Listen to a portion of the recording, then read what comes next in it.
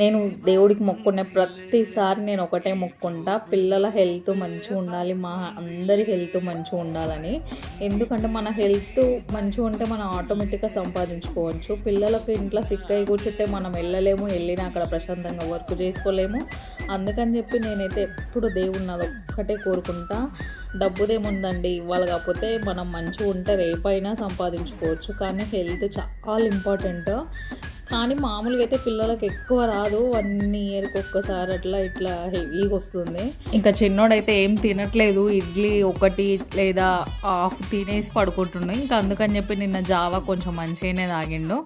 అందుకని చెప్పి నైట్ వచ్చినప్పుడు ఫస్ట్ అయితే జావా పిండి అయితే పెట్టుకున్నా. మార్నింగ్ అయ్యేసరికి కొంచెం మంచిగా పులిసిపోతుంది, టేస్ట్ కూడా మంచిగా ఉంటుంది. ఫీవర్ వచ్చినప్పుడు చాలా మందికి ఏం తినాలనిపించదు, అప్పుడైతే జావా బెటర్ ఆప్షన్ అని చెప్తా. చాలా ఎనర్జీగా ఉంటాము. అంతే వీడియో గైస్. ఇంకా మీరు ఎవరైనా ఫస్ట్ టైం చూస్తే సబ్స్క్రైబ్ అయితే మర్చిపోకండి.